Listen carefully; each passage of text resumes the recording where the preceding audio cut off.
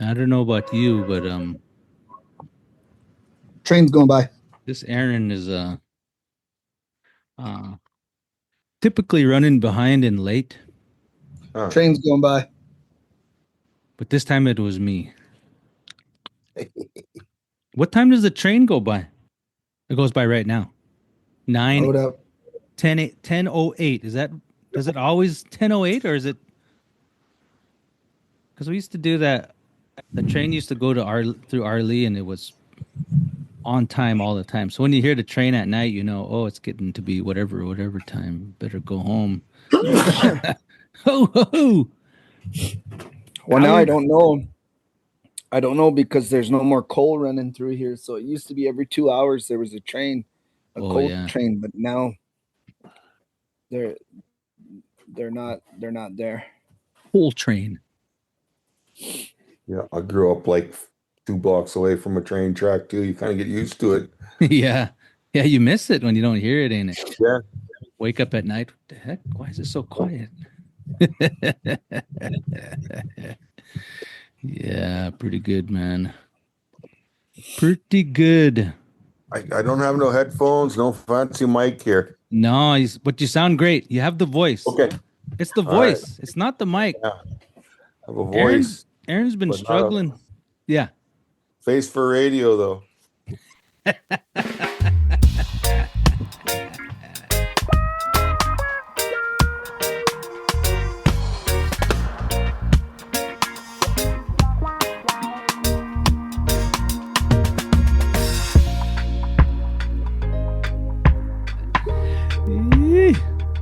Face for radio.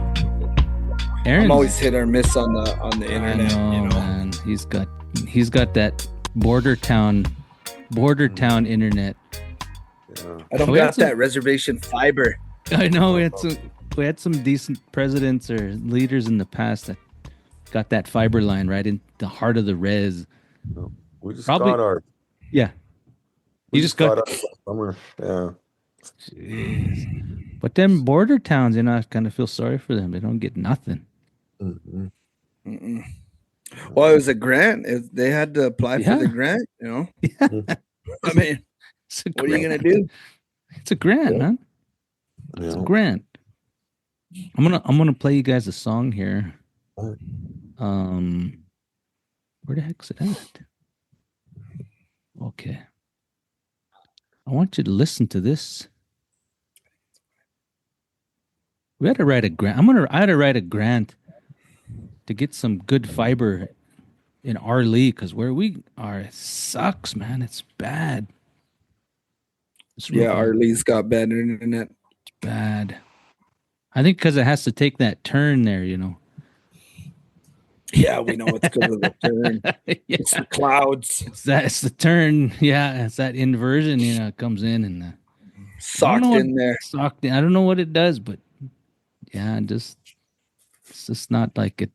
It's not like it used to be when we had the dial-up. I was reliable. Old dial-up. It was reliable. It might have been slow, but it was reliable. You knew it was going to be slow. You didn't count on it being fast, but you counted on it, and it came through. What was that noise? What was that noise? Where did that come from? Those little clicking and beeping noises. What was that? Yeah. Boing, boing. It was an internet catalytic converter. Is the internet catalytic converter? Yeah, I don't know what that was. No, catalytic converter. The internet. Yeah, I don't know what it was. Apparently, it wasn't funny. That's for sure. Well, you cut out. We couldn't hear what you said. Your internet wasn't funny. Your joke.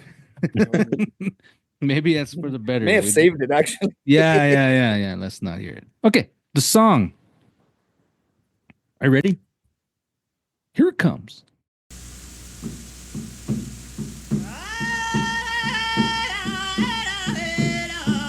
You can hear that, yeah?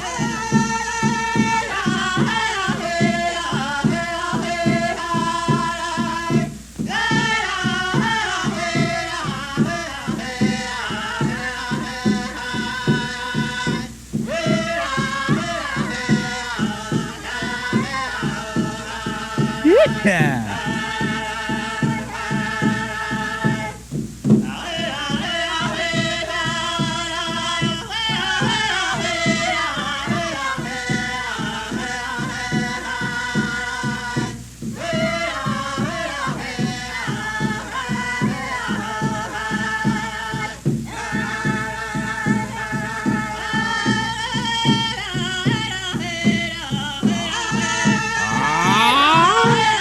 That's pretty cool, ain't it?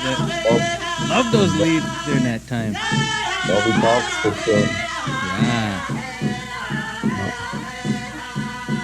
Love them leads. Little talks with them. Hey. Pretty good, eh? Pretty good, eh? Just like when you go down to the gas bar there and you see some gophers. That's my lower Saskatchewan accent. It's not very good. I'm working on it though. Okay. Well, you about got it. You about got it. Yeah. I just learned that there's I learned that I've been saying pasta wrong all my life. Really? Yeah. How do you say it? Pasta. You say pasta, right? Aaron. Pasta. Aaron. Yo. Aaron. Pasta. Yeah. Apparently that's wrong. According to the Italians and Canadians, it's pasta. Pasta. Wow. Anyway. Nah, yeah, I'm not. I can't. Just playing, hey, pasta. Hey, pass that pasta. Pass the mic. Yeah, pass the pasta. Yeah, that's pretty good. So yeah, that was apparently Hayes Singers. Yep. Yeah, I don't know. You guys are dumb. You're dumb. Don't come at us like that.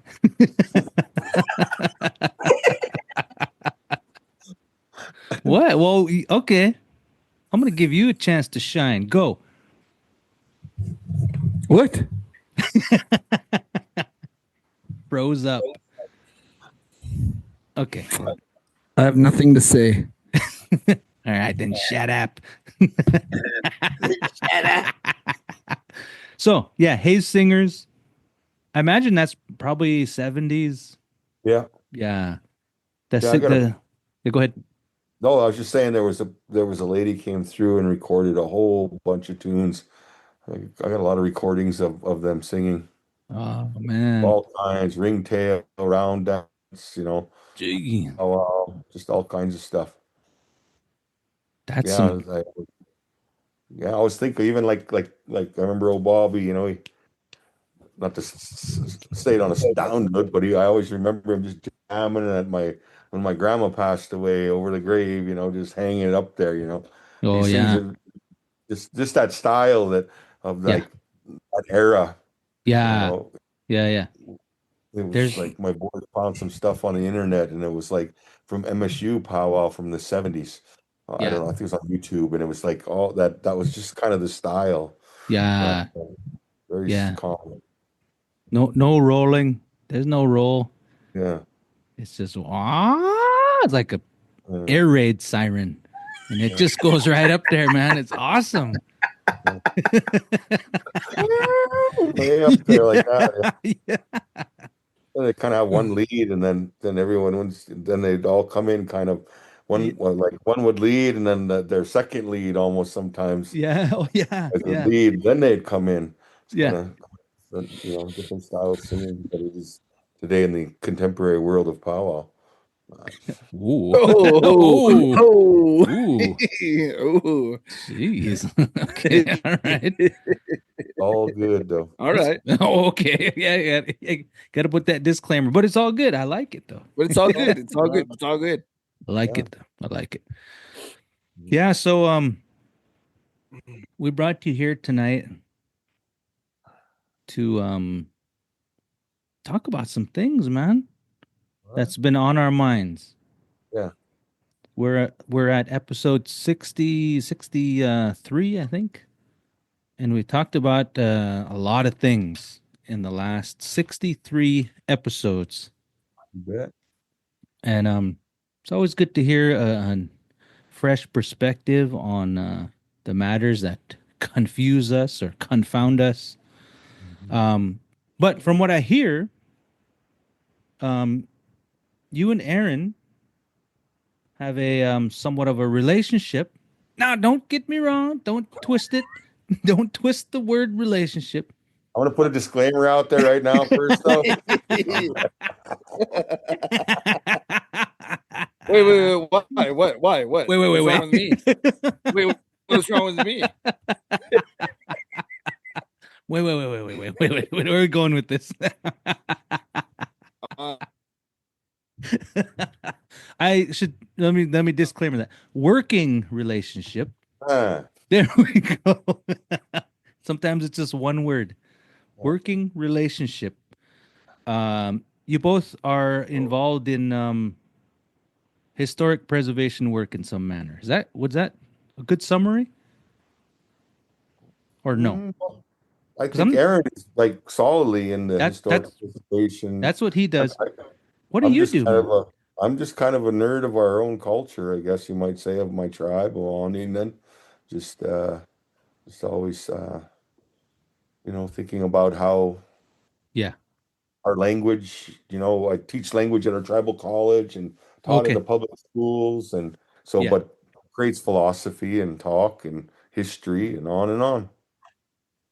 We're always having a running text now and then. Yeah. Yeah. Okay.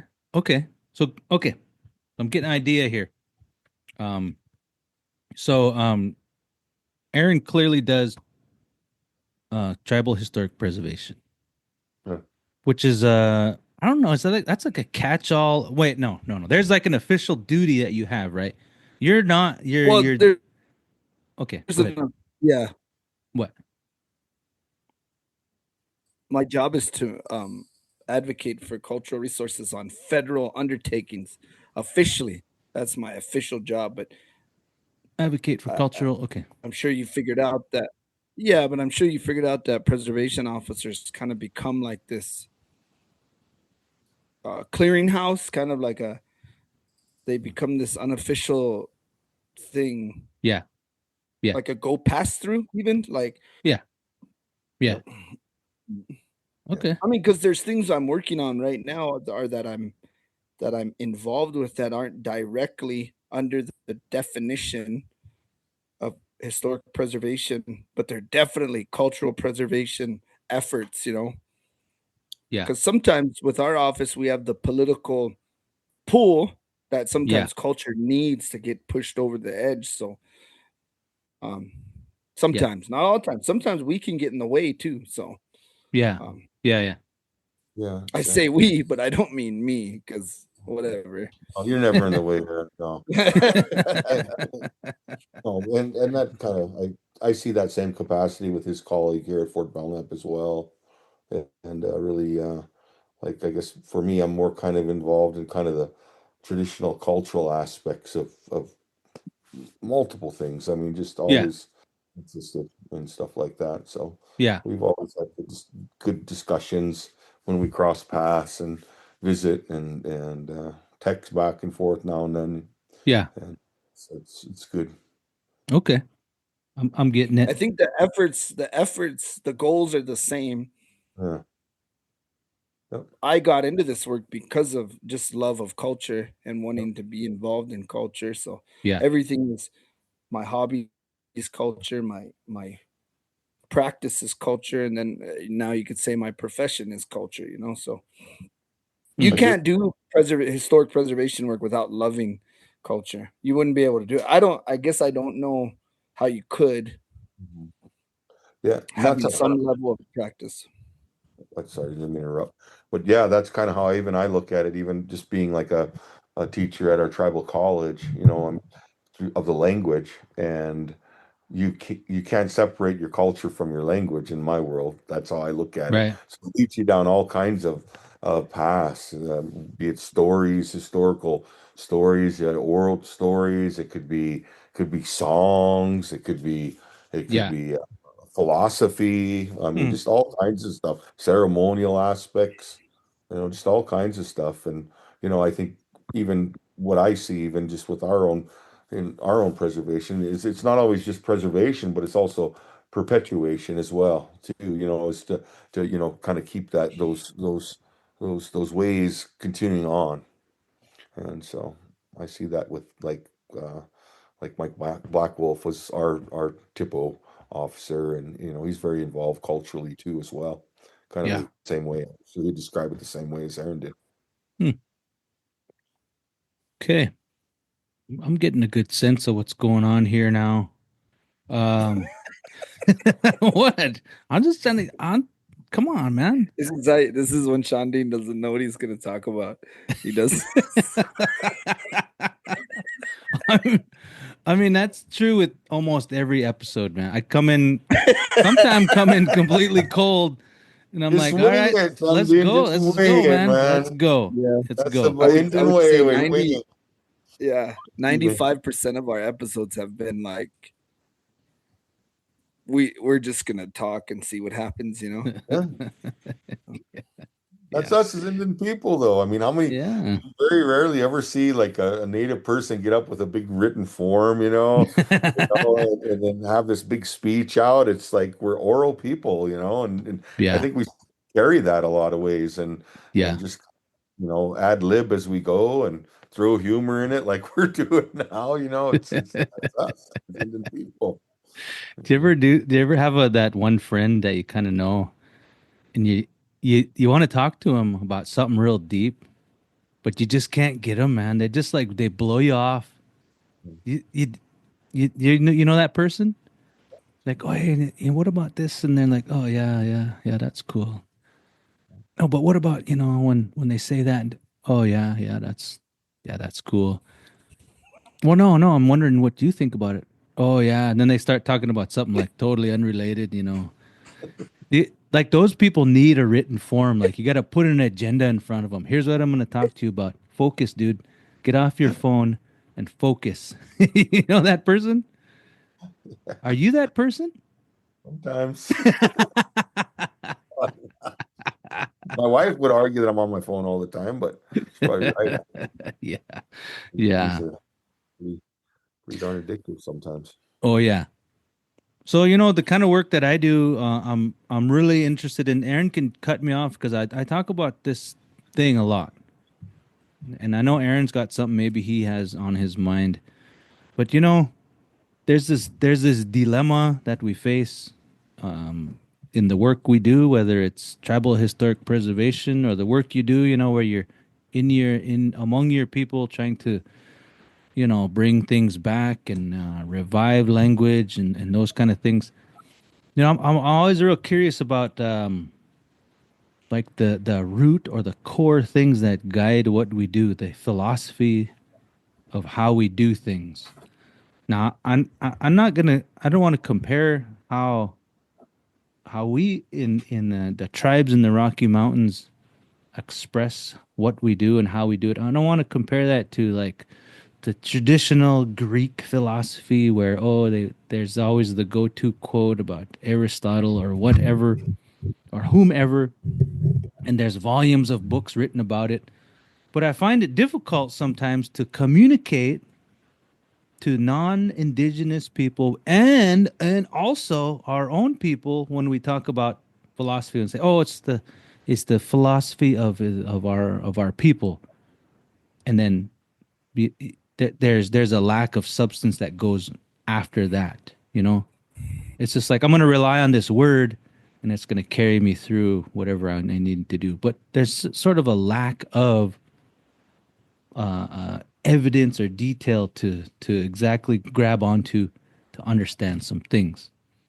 So one of the things I've been focusing on, and maybe you can comment on this, this idea that is quite the buzzword in academic scholarship, especially indigenous academic scholarship, but this idea of reciprocity.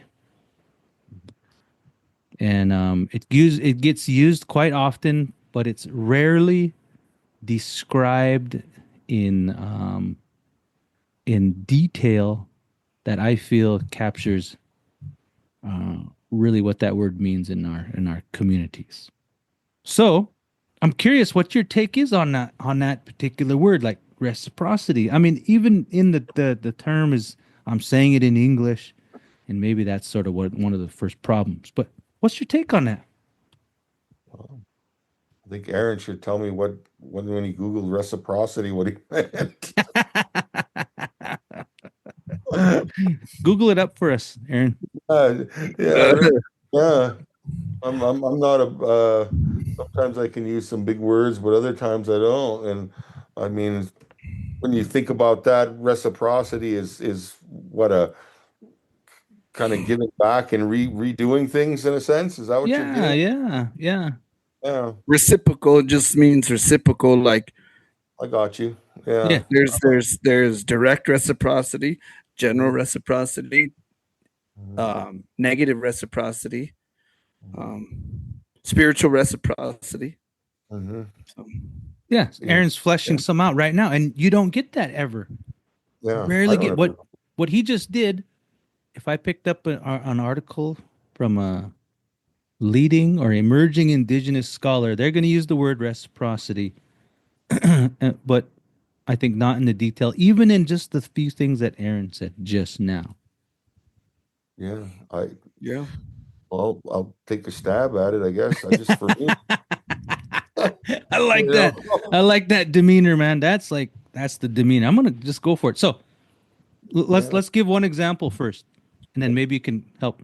So yeah. Aaron said one thing: direct reciprocity. So that's Yeah. like equal exchange of things. Like I, I I mean, ch- yeah, direct reciprocity turns into the market system. yeah, Yep. I So, change your tire today. You change my tire tomorrow. No, that's Equal. general reciprocity. Oh, what did I say? If I change your tire, you're gonna pay me for it. I know. What did I call that though? You said if I change your tire today, you Oh, I change said it tomorrow. direct. I mean That, general. I'm that's sorry. general Okay. reciprocity. Okay. In the country, so to kind of set the baseline, when you hear that, people I didn't interrupt. Yeah, I think his internet's real used to bad call right now. neighboring. You come to my branding, I'll go to your brand. Yeah. No, go ahead. So when you hear that in the world of kind of indigenous academia or whatever, it's like you're looking at it like how are they using it? Because I haven't read in many papers about it. You know what I mean? So when you can you give me an example of that, and then I might kind of have a better understanding how to comment to that. Well, I Um, think I'm not necessarily speaking of anything in particular. I'm just thinking about like what are some of the ways in which things get exchanged uh, um with not an expectation of getting that exact thing back or even that thing in the same quantity or on the same pathway, Well, but like the various pathways in which we cast can, something out in the world and yeah, can have you hear me? and know that something's coming back. Yeah, we can hear you.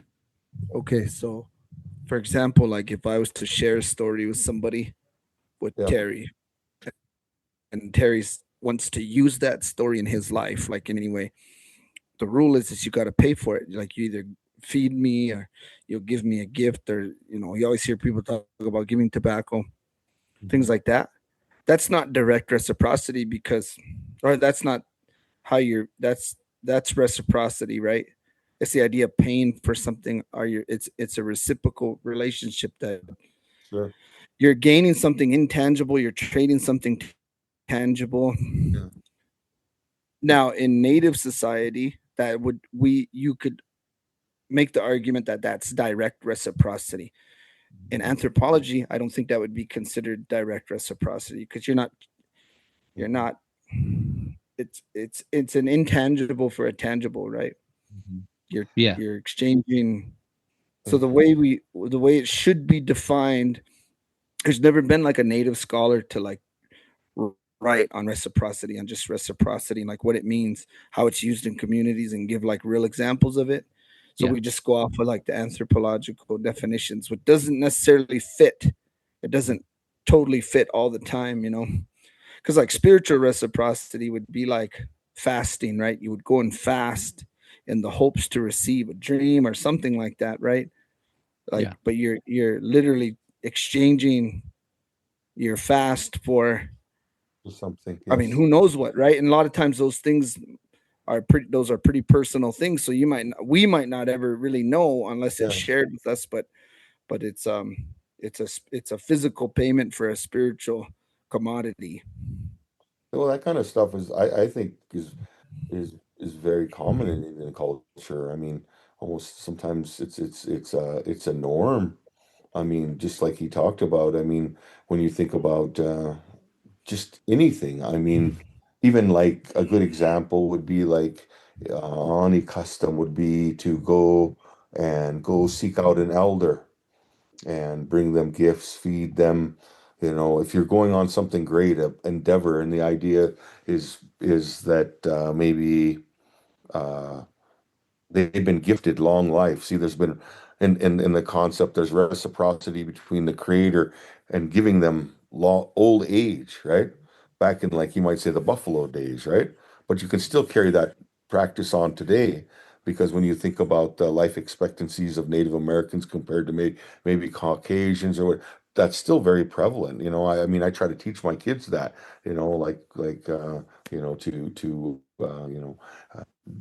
teach them to put stuff in their hands. You go give it, you see, and start that reciprocity.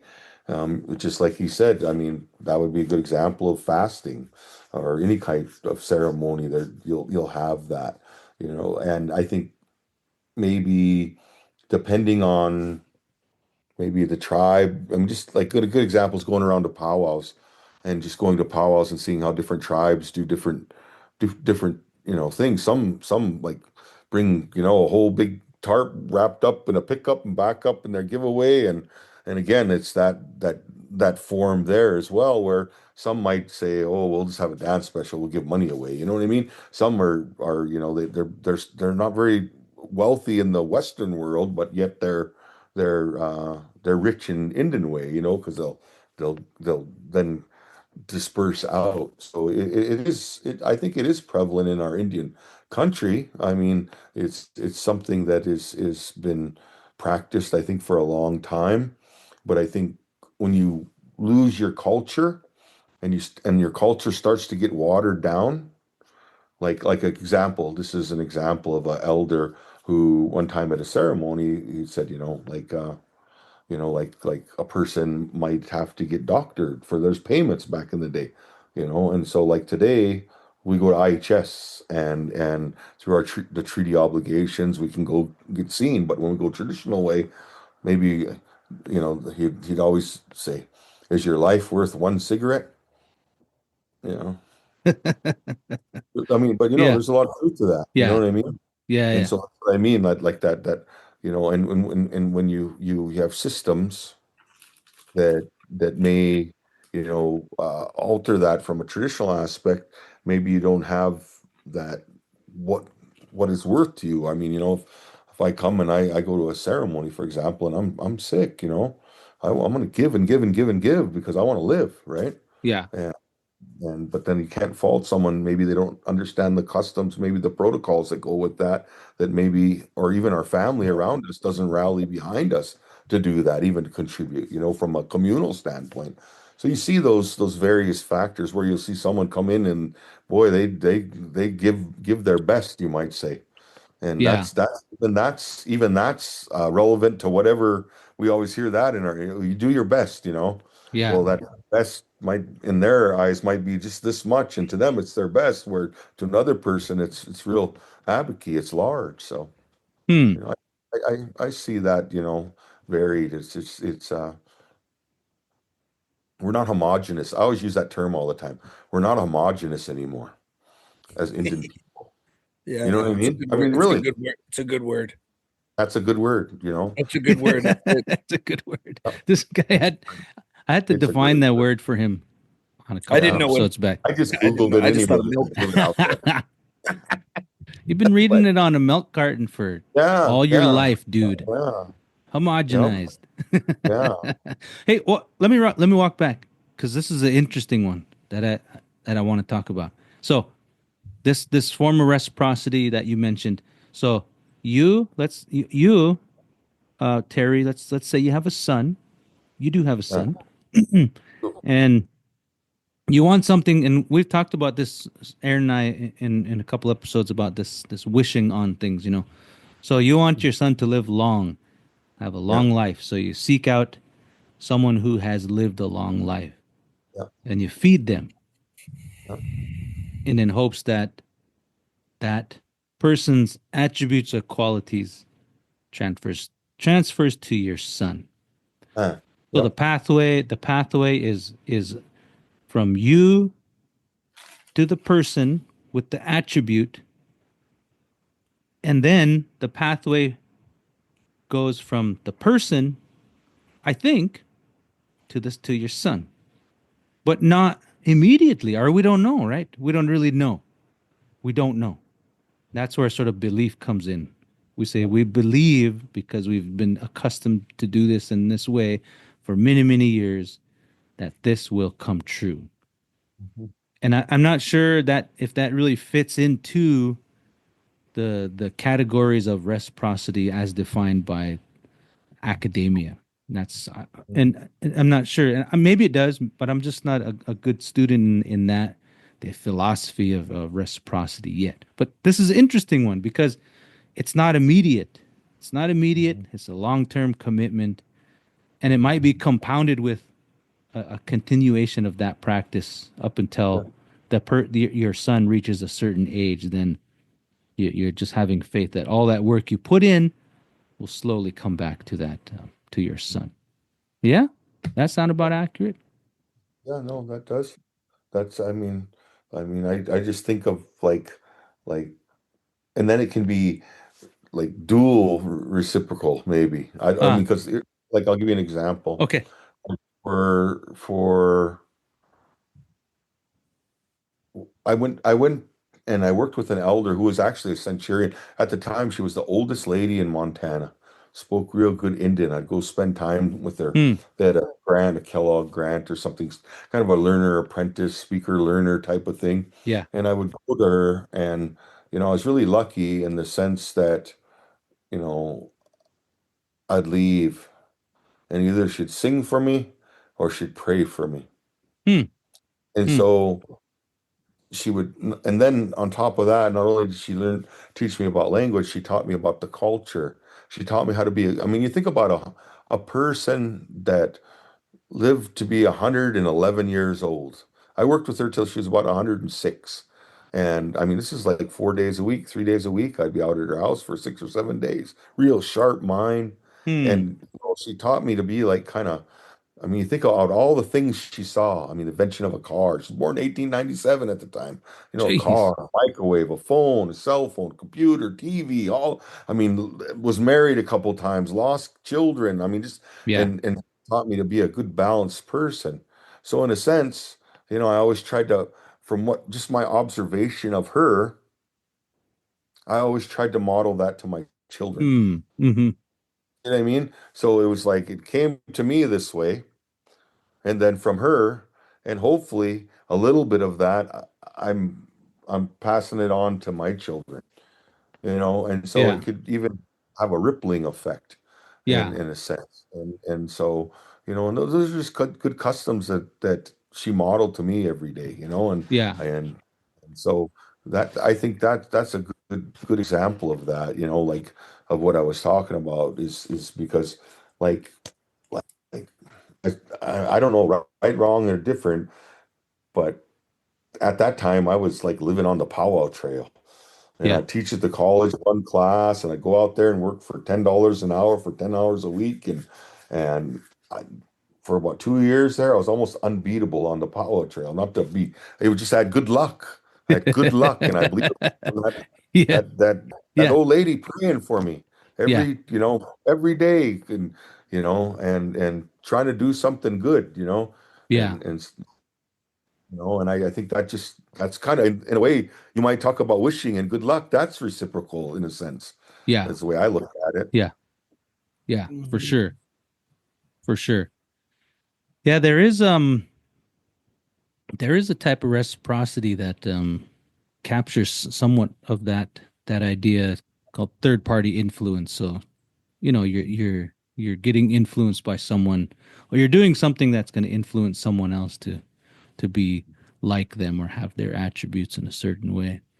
So that one is somewhat described. The one that we chat about a lot is like um, the one I just mentioned, except well, I guess it's somewhat the same, right? Where like you visit somebody, that's sort of the give, right? You're visiting somebody, that's the give. You're giving them your time, Yeah. and they'll give you their time. So that's sort of equal, right? You're given sort of this equal reciprocal exchange. That's pretty direct, right? We spend an hour together. We'll eat together. That's pretty reciprocal. But in that exchange, they're doing something for you. They're wishing upon you, and Yeah. how they do that and where that goes, that's sort of the mystery, the mystery of the spiritual things that we do. Yeah. And that pathway can be highly variable depending on that person and how they achieve or construct their prayers to see it through to get back to you. That's one you don't find described often, but I think those are the ones that um, when indigenous folks are writing about these things, those are the ones that seem to be operating uh, to impart the things that they're taught, to impart change that is not described. And Mhm. can we describe those, or should we? Mhm. Yeah. I'm You not know, sure. Well, tell it, yeah, tell me your thoughts. I'll give you an example. Like I was visiting with an elder and was talking about protocols, Yeah, and she's like a cultural advisor to a kind of a mental health type of clientele on a reservation, and like we she wanted me to present to her clients about protocols, just in general protocols, and yeah, so like that scenario you put up there, we go visit someone, and in time, time is like so influences us today. Just the clock going around, we start here, we finish here, got to be here, we work from this hour to that hour, and time just, and we're with Indians, that, the sun rises, it's in the middle, it's getting low, it disappears. And yeah, and descriptive spatial world, right?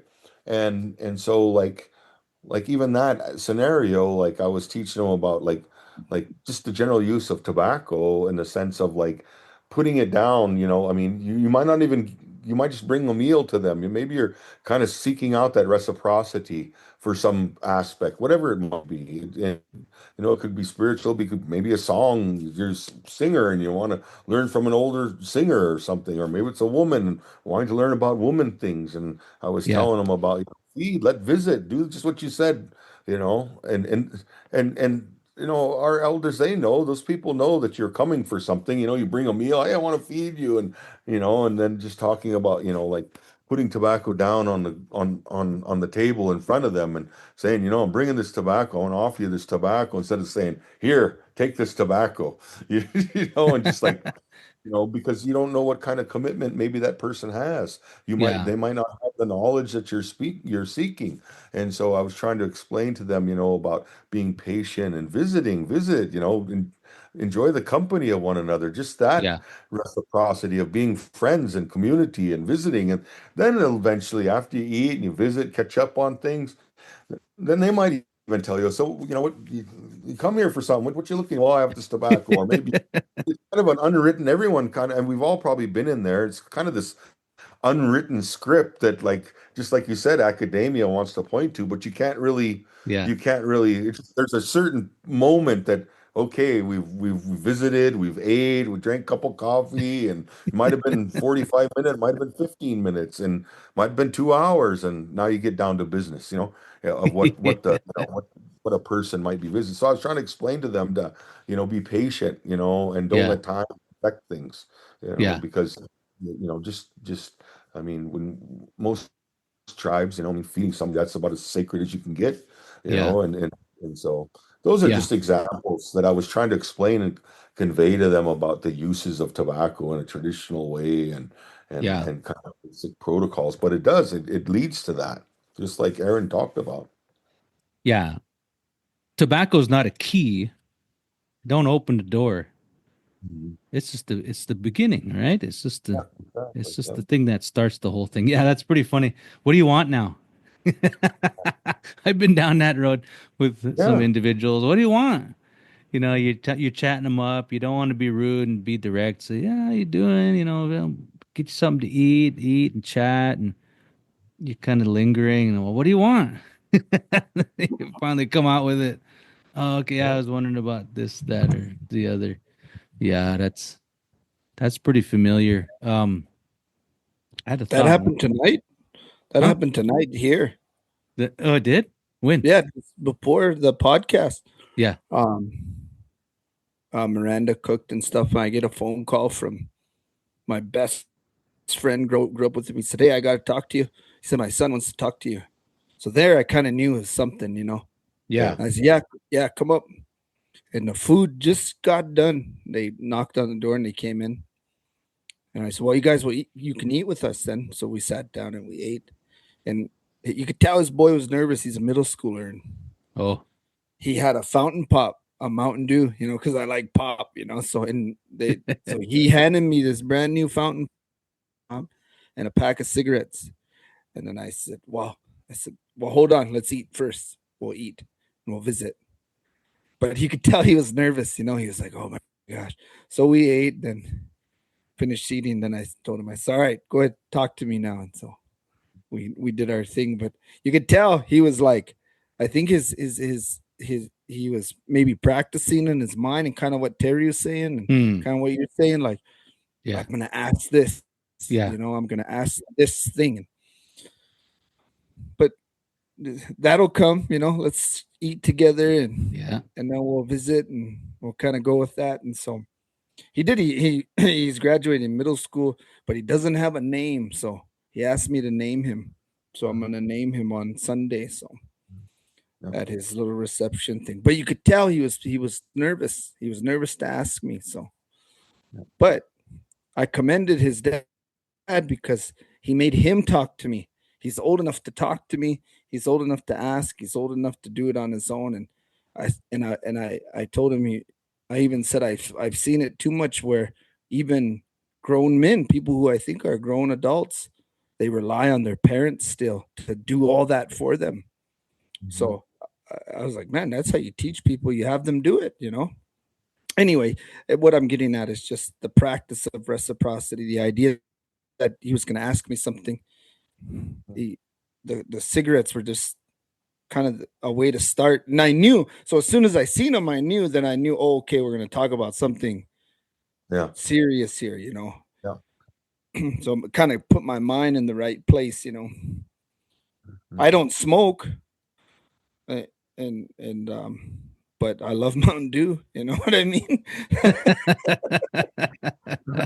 But yeah, that just He probably he probably happened just better about off an hour ago. smoking the So. cigarettes than drinking that Mountain Dew, Hey, partner. we had this talk earlier today. All right, it's my thing. It's my one thing. You just leave me alone. All right. All right. Get that blood sugar up. Yeah. Yeah. Yeah, there's an older gentleman here that I got like getting to know a bit, and I captured him one time and he knew it. He knew it because I was chatting him up about certain things, and he was drinking some coffee, and he's getting to the end. I wasn't done interrogating him on what I wanted to know. So I say, "You want some more coffee?" And yeah, all right. So I get him a cup of coffee, and he's drinking that coffee, and it's getting to the end. of his coffee, and I'm still not done. I still want to talk a bit more. And I said, "You want some more coffee?" And he's like, "No, I know what you're doing." And I'm on you. I'm on to you. On you. Yeah, it's pretty funny. There's Laugh. even stories. There's even stories in the past of people they were going to offer them the pipe for something, to ask for something, and those people knew it, Yeah, and they would avoid them. They would avoid them to be like, I know what they're gonna ask me, and you kind of purposely hide from them, yeah, and all that, yeah. Run off. Yeah, yeah. See, I think at least for the crows, I think that's where the offering of tobacco came from. It's not like it's not an offering of tobacco. They used to smoke together. They were gonna ask Oh something, yeah, they'd sit there and they'd smoke. But since yeah. people don't smoke with their pipes anymore in their homes, or when somebody comes in, we'll smoke together, we'll talk about it, So sometimes that's an example of like, even, I mean, there you go. One thing, it's like the use of the pipe that way in a traditional manner. Like, so, I mean, like, look behind me. Look at all these guys. They all got pipes. That was yeah, just part of their daily type of being. And yet, and then you look at time and you compound time too, and the yeah, formalities of how we do it today, maybe, and it's like, oh, that's serious if it's a pipe, but at the same time, it's, in a sense, it symbolizes that. If you go back and you think about it, it's I was talking about tobacco the other day with that group, and talking about it even as like a manner of like, I'll put tobacco down. Maybe I said something to Aaron, I offended him, I might put that tobacco down. Now we're talking in the eyes of the creator, and so we're going to be civil, and those pathways, that's what I mean. Like, a lot of times when we were like, when we're not, looking at that milk carton and being homogenous, but I mean, that's the example of like, there's Vita Rich, and there's Dairy Gold, and there's Fair Life, and that's kind of how our people are today. You know what I'm Powdered. saying? Yeah, there's powdered, yeah, there's canned, there's all kinds of milk nowadays. There's formula. I'm Almond. lactose milk, yeah, ultra pasteurized. Here we go. Yeah, That stuff lasts but that's kind of forever. an example, though. But Yeah, it's like those things like that. I mean, all those little influences that have, like, over time, no pun intended, have changed. A little bit of, there's still symbolisms there, but yet still, sometimes those time influences that. yeah. Or even like loss makes it more serious. Oh boy, he's bringing out his pipe. He's bringing a pipe. That, Mm, serious, where it could be just as serious if I brought tobacco to someone too. yeah, So yeah. That's a really it's important one there. Go ahead, Aaron. What? well, it's like now it seems like coffee is kind of almost what the pipe used to be, too. Like a social. It's so there's a social element to smoking with somebody. Yeah. So now we just drink coffee or tea or whatever. But if you're John Stiffarm, you drink coffee And smoke. and Same smoke. time. Yeah. Yeah. That's an interesting So thing, anyway, though. I guess is this what we're? Well, I don't know, but Is this what you're leading up to? no, we're just going, man. Okay. But I want to talk about this because that's All an right. interesting thing. This idea of time, like the things that you need to talk about, should be about as long as it takes. Well, I'm guessing about how long as it takes to smoke that pipe. Yeah, I don't know if that's true or not. Could But like the example I could was be. given about the coffee, there's a cup of coffee. We drink that. How many more cups of coffee can I get out of this person to have this chat? Like the food. How long does it take to eat that food to get to what we need to talk about?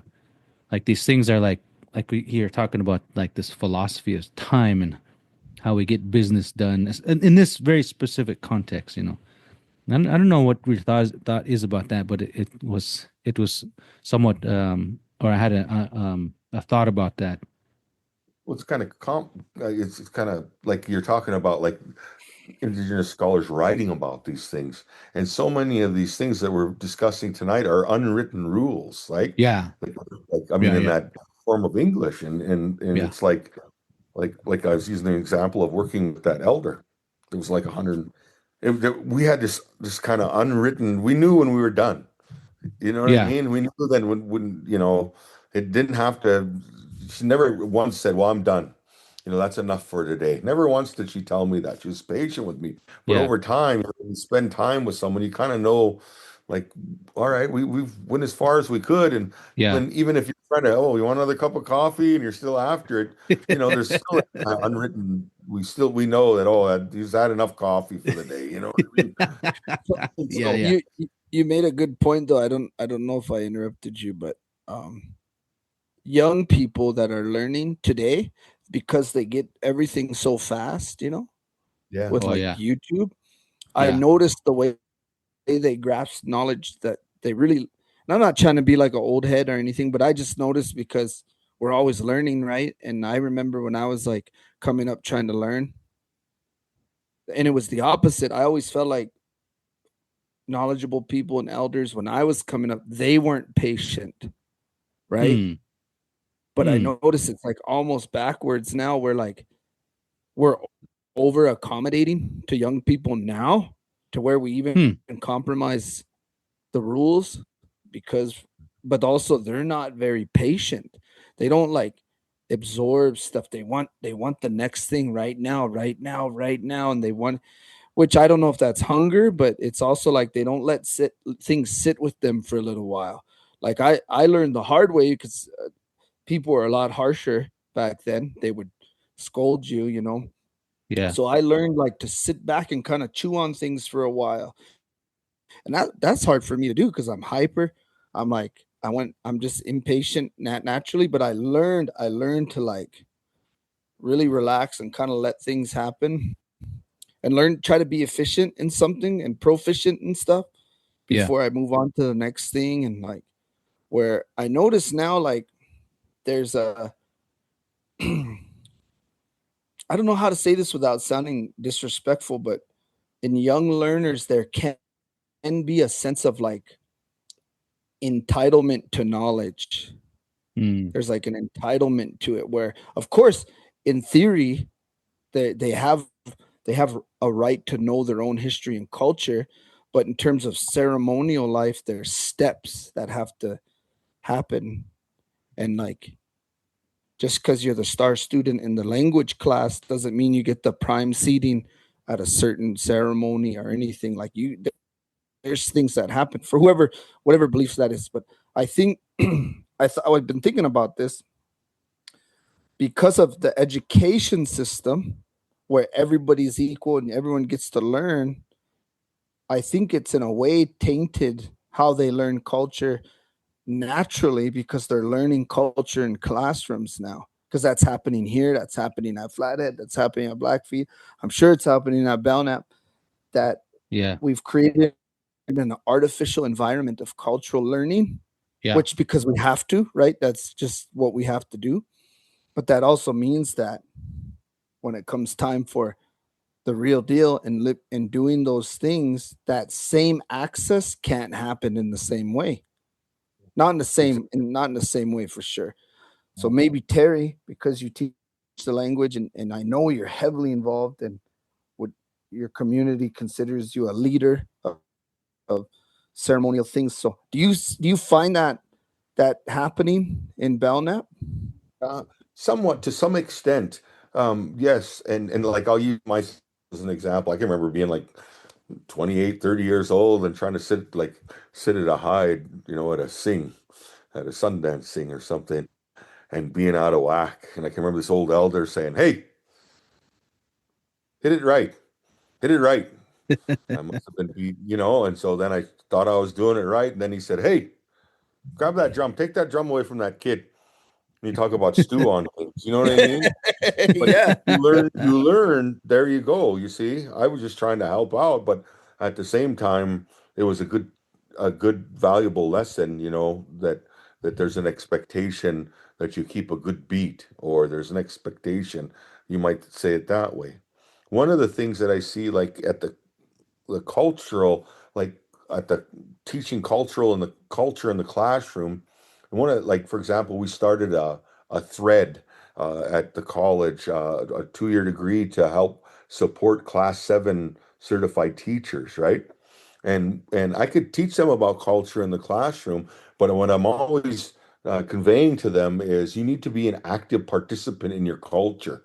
And sometimes people think culture is ceremony, but culture is all kinds of things. Yeah. Culture's, cooking traditional food, culture's, knowing your stories, culture's, understanding a giveaway, culture's understanding, etiquette at a powwow, culture's understanding, you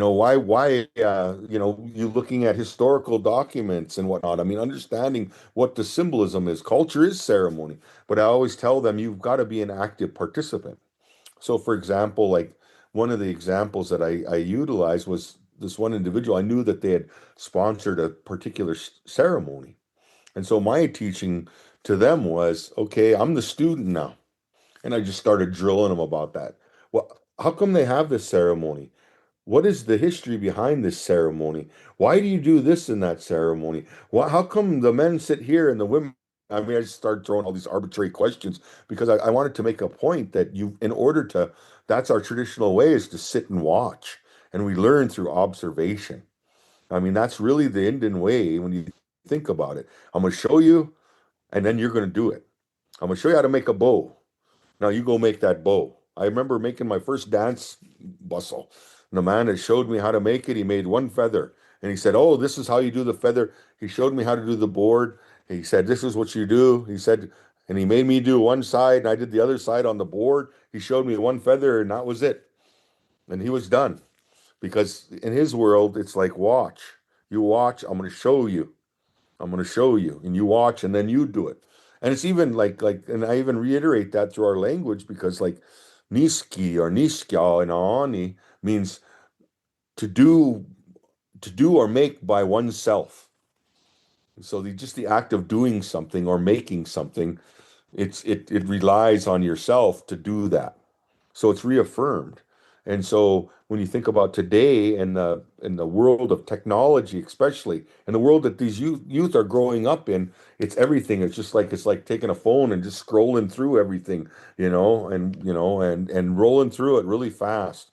And again, it's time. See, it goes right kind of back to that concept of time and how it influences our people, and the fact that to that young youth, time is like whipping through things instantaneously, where our traditional aspects of so many things, time is like I always use the best definition I ever heard of Indian time was by my dad, and he used to go around and do talks at schools. He said, "What is Indian time? How can you start if no one's ready?" And that's kind of how it is, if it's just like what we talked about, going to an elder and visiting. Well, we're not going to talk about it until that person's ready to, reciprocate, back that whatever you're getting. The same thing is the same thing there, but our youth sometimes aren't, and where some of them are just growing up in it. That's one of the things that I really like about. There's a segment in my tribe here, both Aaniih and Dakota, of young guys about 20, young ladies too. They're young in their early 20s, late teens, and they're just in it, man. They because they've grown up in it, and it's just really makes me feel good and gives me hope because they know when to like sit still and be patient. They know how to sit still when they know when to joke around and laugh, but then they also know like I need to sit still and be quiet because someone's talking. Or they know, oh, this person needs help. I'm just gonna sit down and do it, and just get after it and do it. So on one hand, though, but there's that's just a segment of our population here at Fort Bell. On the other hand, there's some that really crave it, but our trauma, our dogma that was imprinted on our people so much, it's the safest place is to be far away, and so like even like my students in my class, I try to tell them, be active participants. I even tell them when there's something going on, go sit there. It's easy. Watch what men do, watch what women do. Women sit a certain way, they walk a certain place. Men do the same thing. You go to any kind of gathering, it'd be like going to Crow and you see all the men get out front and they dance in an honor song, and all the women are in the back. You know what I mean? I mean, if you watch from even another tribe, you can pick up stuff. by just being observant. And when observant it to a kid is like going through a Facebook or a Instagram or a Snap really quick, TikTok, whatever it might be, that concept of time is different, and it has to be learned. It just has to be learned, and sometimes it has to be learned the hard way that way too. Hey, you're not ready to drum yet. Just sit there with that stick and sing for a while, get your beat, and then someday. And I'm still not the best drummer, but I'll still give her heck, But that's my thoughts on it. Well, I mean, do you think that what I'm getting at in my big roundabout way is, has that affected the way reciprocity works then in your community? yeah, yes, sometimes it does. If they don't have good teachings that I would consider, just my own personal opinion, if they don't have good teachings, then it does. I mean, it just like, coming up and saying, here's some tobacco. I want you to do this. Where Yeah. it's like, to me, that's kind of a skewed teaching. And just like, instantaneous. Right now, I need this, and you need to do this for me. And there's like that entitlement. Yes, there can be some of that. And so I always look at that as a teachable moment, because if they don't understand that practice, that's when you need to back it up and say, whoa, whoa, whoa, whoa, whoa, hey, hold up, here's some protocols. This so, and just lay it out to them so they understand that. So the next time they go, now I've learned, and you've modeled that, you see, and not really necessarily been harsh to them, or even, but at least model that practice, just like what you praised your friend for doing. He basically modeled that. He modeled, hey son, you're becoming a man now. You need to handle your business here. Here's what you need to do. And he did it, even though he was nervous, he was going through it, he still did it, and it was good, and you felt good. And it's just like my dad, he used to always, he never would, when I, if I was around, he would never, like if we had to give money away at a giveaway or something, to a relative or something, he'd always put it in my hand and push me out there. You know what I mean? And so he taught me generosity that way. You see? And so like, that's an example of that, and I try to instill that in my children too, that they have to do it, and just be patient. That's where patience, I think that's what Aaron, I think that's the the thing that, like I think that's kind of missing now and then sometimes, is just understanding Yeah, patience. Just patience. I could see that. You and patience that hey, I'm a, whatever in our language we say, Wath Yahar, Wanetha, I'm a young knife. That's what we call young guys. I'm sure that every tribe has a name for those kind of young, teenage men and women, and teaching them that patience, And so, and then there is, I agree, Aaron, I agree. There is like, you kind of pay your dues, you might say. You know what I mean? It's just like, I, I think about like powwow dancing, you know what I mean? And going to powwows, and, I mean, traveling all over, and I never had no fortune. 5 years, 4 or 5 years, it didn't matter.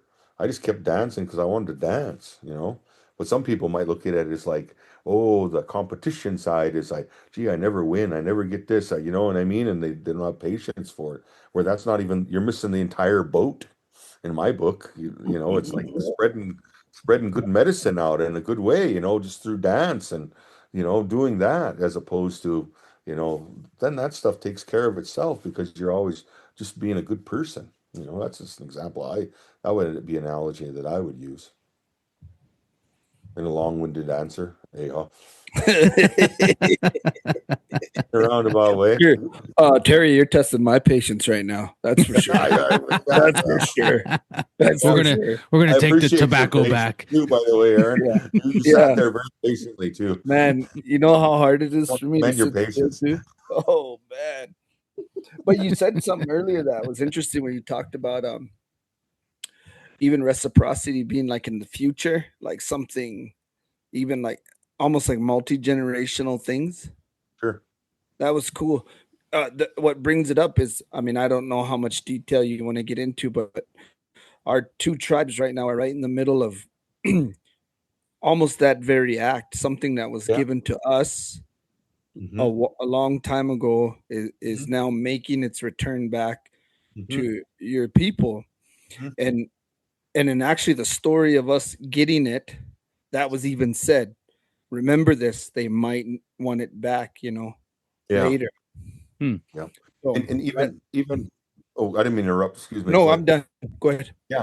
Well, even like, about that, and sitting there last week, Aaron, and the comment that I had was our ancestors, when you think of reciprocity, they had great foresight. Because different tribes, that's what I mean.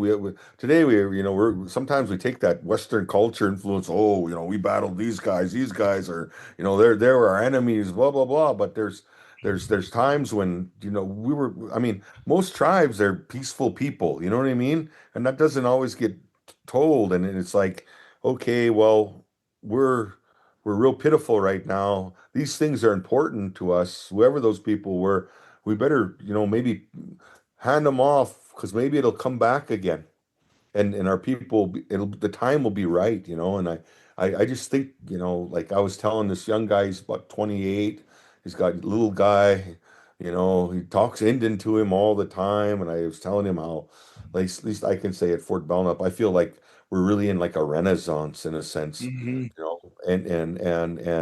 I think that's all over Indian country in a lot of ways, because I think the maybe our contemporaries, we're a little bit farther away from that boarding school, that historic. Each time it gets watered down, and there's pockets of our people that are saying, "Hey, we're." I don't even like using the word sovereignty because that has a monarchy type of thing to it. But we're taking back our cultural pathways, and I think that's really really good because I always say, like, in my classes, you look in a mirror and you know you're Indian, but what does that mean to be Indian? Or indigenous or Native American or First Native, whatever we want to call each other. What does it mean to be a Aaniih, Apsáalooke, whatever it might be, Turtle Islanders. Yeah, Turtle turtle Island. islanders. Yeah. But really, Yeah. that's I try to pose that to them because I want them. Now we talk about reciprocity, self-reciprocity. You see what I mean? To reflect on, because I mean that's what we're when we talk about patience. It's like sitting out there and being an Indian and listening to creation, and that everything. If we go back to our belief systems, everything has power, everything has knowledge, and can we sit there patient enough to maybe seek out that knowledge through observation, through suffering, through patience, all those things, those are things that I feel like our people are starting to regain, and it's just a small segment, but it's good because just like that young kid, he's a father, and he's got about a 4 or 5 year old kid, and he's in a great era, and to be able to let his children just grow up in those ways, and that's all they know. That's it's just it was just like I on one side of my family, a large percent of them are very devout Catholics, and that's good. Nothing wrong with that. That's good. And my one aunt asked me, this is when my boys were little, and they asked me, well, so when are you going to get them baptized? And I kind of had this perplexed looks at her, and I said, I don't know, I probably won't. And then she looked at me kind of perplexed, like, how is your kid going to get to heaven if you don't accept Jesus Christ as your Savior? And not to, I mean, and I just told her, well, I'm going to teach them to be Indian. Our Indian ways are ancient. I said, I'm going to teach them, and if they want to get baptized, I'll be right there and support them. Yeah. You know what I mean? And Yeah. and and she was kind of perplexed, and then, hmm, but it made her self-reflect, even her own, and she was in her 70s then, Hmm. and so I mean that's what I mean, that even causes us to self-reflect, on how we want things, and that's good, that's healthy to me. Even if we have that self-reciprocity within us, that's healthy in my world, because where am I going? Who am I? What am I going to do? Where have I been? What is my, it gives you purpose in a sense. It's my thoughts anyways.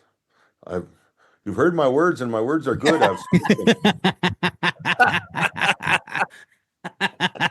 Yeah. I knew it. I knew Terry was gonna bring it. I knew Terry was gonna bring it home. I just knew it. we've been trying to get Terry on the podcast since it was basketball season, and I couldn't wrangle you in. Yeah. Because he talks a big game about culture, but he's just like the rest of these Indians around here. Basketball first. I'm just kidding. Throw it all away, Yeah. Put it all away during basketball season. Yeah. As long as my kids make it through the basketball season, their life's complete, Yeah.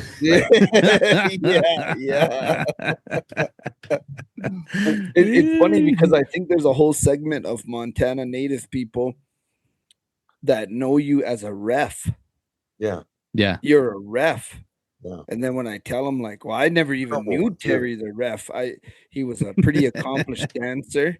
And then I actually would probably know you more as a practitioner of your culture more now than even a powwow dancer. You know what I mean? Because that's kind of how I see you. But it's kind of funny to me, like how that works out, where there's there's Terry the ref. Like if I say, "Oh, do you know Terry Brockie?" and they're like, "Oh, the ref," and I'm like, "Whoa, that's weird to me." I'm like, yeah, I guess. It comes up. They say, "Hey, I know you. You're that ref." Hey, I'm like, "Oh, what kind of ref am I?" It's like here's Terry's worked his whole life to preserve and learn his language, and he's known as a ref. Known for that one technical that he called on the one coach. Got put on Facebook and went viral. I don't know. Yeah. Native Sport 406 Sports. That's what people know you from. Yeah. I know I'm kind of taking over here, Shandin, but I want to steer the conversation away to something else a little bit. Is that fine to ask Terry something? Yeah. What? Yeah, man. The listeners can't see, but Shandin just gave me this weird look. I mean, we've been recording a little while now. So we should wrap it up, but quick. No, go for it. I just have some comments about what was said, but I'm go ahead. There's always I'd like to think that there's native people that listen to our podcast. I really want to believe that. I awesome. And what I want is for like people to walk away with something, you know, like listening. And I don't want to be cheesy or nothing, and I've always tried to steer away from that. But language is like a really weird area for a lot of people. For one, it's an acknowledgement of not knowing something, so that's kind of hard for people. And so I don't want to like throw all your business out there, but it's not a secret that you learned your language later, right? Yeah. And to me, I think that's one of the most one of the most amazing things I've ever met in a person is when I first met you and John and realized you guys learned your language later. I don't think people know your guys' story because I think there's still this belief like we devalue, and I'm using the greater we, people who aren't native language speakers, right? There's this kind of look down. So then you got all these young people who are trying to learn their language, but then we don't have a society that's, in all honesty, is fully accepting of them. And so I'm interested in knowing some of those pitfalls that you've run into, or maybe even like strategies to like how you did what you did. Because I mean, I know people who've been trying to learn their language their whole life and they just can't do it, you know. And even me, like I struggle with like the Crow language, and you could argue that the Crow language has the most resource, right? Like we're pretty fortunate people, but it just fascinates me because there wasn't very many Grovant speakers when you guys took on this big load. So I don't know. You get what I'm trying to ask? I get you. Yeah. Well, I mean, I guess the first thing I want to say is I'm still learning and I'll never stop learning. There's, I feel like I know this much. That's how I Hmm. feel. I mean, there's a gamut. The language is constantly evolving, everything like that. Hmm. But for me, like how I got started, I guess, is uh, well, so I was going to school at Haskell, and I always say, people say, "Oh, Haskell, that's a pretty crazy place, a party school, blah blah blah," But for me, I always say I went from the bars to the sweat lodge. I mean, and one time I was in there, and there were six of us, and everyone spoke their language, and it got to me, and I knew how to say "Niwa, Bineas, what done, hon? Grandma, give me some money," But I felt real pitiful that day. But I had like a epiphany or whatever you call it. And at the time, all my grandmas were fluent speakers, and my grandpa, they were fluent speakers. And this is at a time, there wasn't a lot of speakers. Wasn't a lot of speakers, and I was like, wow, I have this right in my hand, and I I just dropped everything. I was like 22 credits short of a degree in ecology, Hmm. my bachelor's, and I just went home, and it was just like it was laid out. Like there was this thing in the college, they happened to have this speaker learner, and I was the only one that really, there was a couple of them that hung tough, but in that specific program, I hung with it. And I worked with my grandmothers, a couple of my grandmothers, and they got elderly. And then my one grandmother took me to that lady I was referring to, and there was another man named Elmer Main that I worked really extensively for. And then they got really old, and then the college asked me to teach. I was like, holy, you want me to teach? You know? But for me, that's what really, when you're when you're teaching it and you're speaking it, 7 or 8 hours a day, and there's one Hmm. little part of that phrase you want to say and you can't say it, boy, it bugs the heck out of you. And so and so it's just, for me, I just want to learn it intrinsically, just myself, because I saw that that's who we are.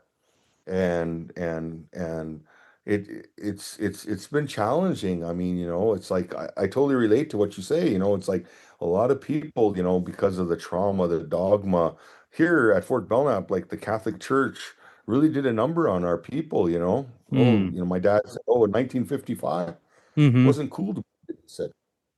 And so in those realms like that, that's what I mean. It's like it's a different time now.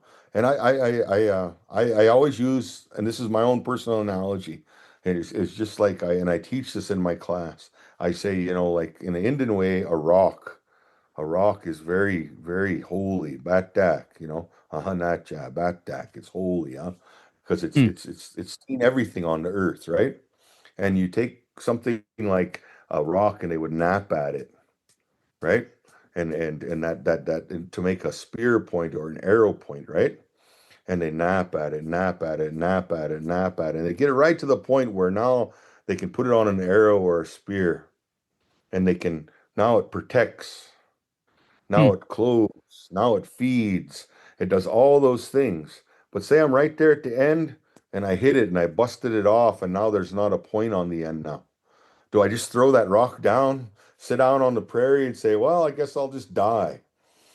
No, we don't do that. We go look for Hmm. another rock, pick it up when we start at it and that's how our language is. That's how I'm always still napping at the language to make my language sharp, Hmm. because that's what, to me, that's our identity. That, I mean, you go to Japan, they speak Japanese. You go to France, they speak French. We Hmm. should be, whatever tribe we're at, we should be speaking our language. That's a gift from the Creator. That's our language, what was gifted to us, and that explains our whole world, our world as Aaniih then, or whatever tribe you might be. It explains it, and you can involve in it, and that's the beauty that just keeps me going. It just keeps me going because it's like Alice in Wonderland. You open a door and there's a door and you got a key, and I never get tired opening that door because there's always, it's just a yaki, and it's knowledge that comes every time, Hmm. and it makes more initanik, a real full person. as a person that could say that. He's a full person. And so I'm always striving to be that way. And it's like our own trauma. Sometimes people they'll sometimes, oh, he ain't saying it right. Oh, he's not, this or that, or who's he think he? I mean, but that's our own trauma, even from our people, just like you said, that's just their own trauma. And if you understand that's okay, that's okay. It's okay.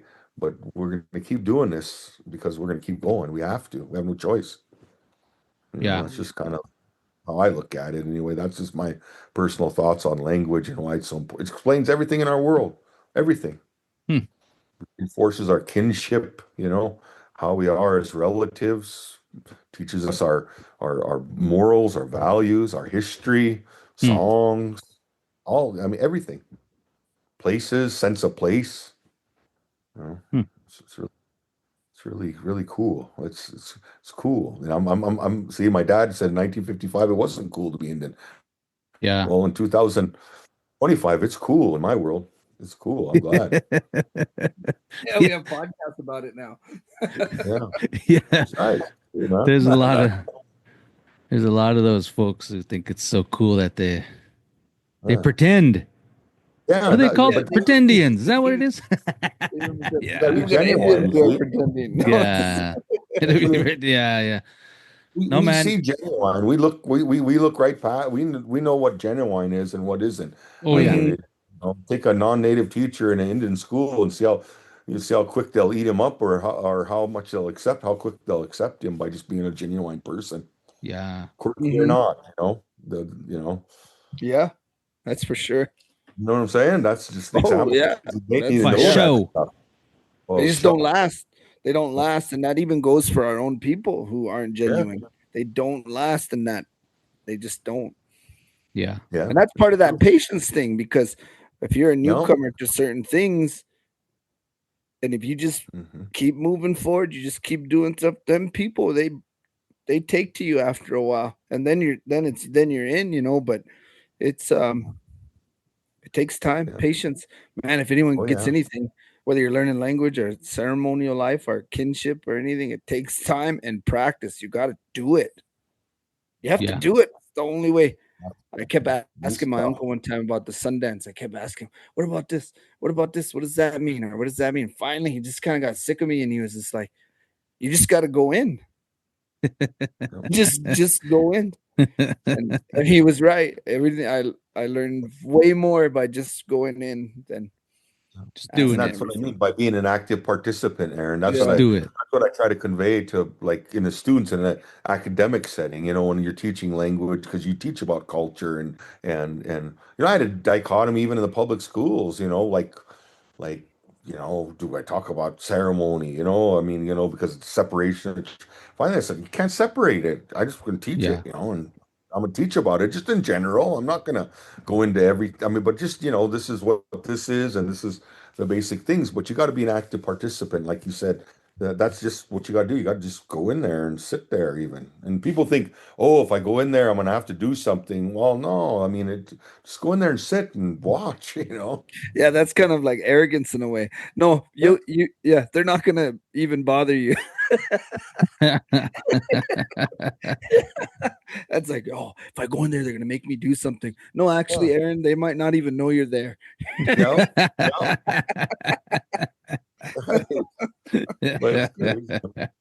We're really 1,000 peels of onion as Indian people today. You know what I mean? It's like, it's very we're very dynamic people due to just all the instruments placed upon us over time. Yeah. That was that's pretty good. That's a pretty good analogy when you're talking about the rock, especially in the context in which you said it, that rock as a witness of thousands of years, if you will, that's gonna I don't know how you talk about that in a particular way, but no, we probably should wrap it up. It's 11:30, man. We've been going for an hour and a half, hour and 15 minutes. Reciprocity is about patience and time. Yeah. You're not willing to put into work, Aaron. Maybe this podcast is not for you. I've been saying this. Maybe you're for a not long ready. time. Maybe you're not ready for the knowledge. No, I'm I just always kidding. feel bad, Terry, because he does all the editing. Uh-huh. I don't do anything, dude. I'm just a show monkey. I just show up here and I just I turn that bounce on little my thing. little ball. Yeah, I Yeah, throw him some yeah, bones. that's all I do. He gets fired up. I turn And the so little. then Yeah. people come up to me, they're like, "When's the new episode gonna come out? When's the new episode?" And I'm like, I'm like, I have no say in that because I'm not the one doing the work. So I'm not gonna tell Shandin to hurry up. I feel bad. I feel bad. That's why when I noticed this when we're talking and we get about an hour 10, hour 15, I start thinking of his editing. And I'm like, man, I feel bad because he's gonna have to edit. This is all for free, man. This is just a hobby. Like we're just doing this because we like to talk nonsense and we like to just banter, if you will. We got some sponsors that help cover the cost, though. Let's not. Yeah, but you won't pay yourself. No. He won't pay no, I himself. don't. No, of course I've not. even told him, I said, take some of that money and like take your family out to eat or something because we're taking time from you, you know. Well, quick comment. I just enjoy your guys' kind of organic conversations and topics. You know, I'm always going down the road. I'll listen to it. You know, and it's just really glad we have something like this in Indian country to, you know, just kind of talk contemporary bantering. Yeah. Yeah. I like it, man. And I enjoy putting in the time. I get to re-listen and listen to the little things that I missed when we're chatting. So yeah, I mean editing is laborious, but man, I get to get into the details. There's more here that I didn't get to, but I know it's late. But this idea of reciprocity and how it's hooked into time is, I think it's a really important one that I've been hearing as a theme in what we're talking about, and I want to think about that some more and come up with maybe another variant of this conversation. Now we always say this: we're gonna have you back. We're gonna have you back. We're gonna have you back, and we want to talk more about this. But I hope we can. I think we do need to have Terry back because actually you're pretty easy on the. I could tell you must teach language on Zoom. So because there's people, Well, not everyone can do this. No. Everyone's been on, and then just I mean, like in my former job, I mean, I worked from home for 2 years, and so like everything I did was through Zoom for a year and a half through COVID. I mean, and class. I mean, in my former job, because I've always taught adjunct at Aaniih Nakota College. You know, I've always, you know, and I teach more classes now that I have a little bit more time. But yeah, it's just a platform that we have to use today, and that's cool. But it's connectivity too, as well. I mean, you know, we're all over the place right now. Yeah. In real time. Yeah, it was pretty easy. I know, and good conversationalist. He's easy to. I just threw a time at you, and you said, "Yeah, let's do it." It's like all late. I didn't. Yeah, he said, "Let's do it." Yeah, no, man, you're easy, man. Well, I mean, I you know, honestly, you know, I don't know how many times I've been down the road listening to this, and it's just like, oh, I'd be making my own little comment while I'm listening to you guys in my own little mind, you know, people, because it was just stuff. I like people that like to think about things, you know. I'd rather be thinking about things than being stagnated and just stuck in a rut. Yeah, and I think we're not always right, and I hope people don't think of us like experts, but more like, I mean, I think that's the whole point. This started out as a academic podcast, but really what it comes down to is like we think about stuff too, and just because we're native people doesn't mean we have all the answers when it comes to how we do our research or how we look at our own people. And I think I would want people to know that we're not. People would look at people like us and say, "Oh, those are the experts." But I mean, we had to get here too somehow. We didn't fall out of the sky knowing stuff. You know what I mean? Like we got to figure it out. Yeah. I better do some homework. And I'm gonna ask. You're a few minutes late. That's fine. No, we're not talking Indian time here. Jokes. Yeah. Well, I was on time. I'm just telling you guys. I know I was late. Yeah, it was me. Okay. God, why are you so mad all the time? How can you start if not everyone's ready? Yeah, I know. Yeah, I like that. Yeah, can't start if not everybody's ready. Yeah. All right, partner. We'll see you in a week. All right. All right. You betcha. Thank you. Yep. All right. All right.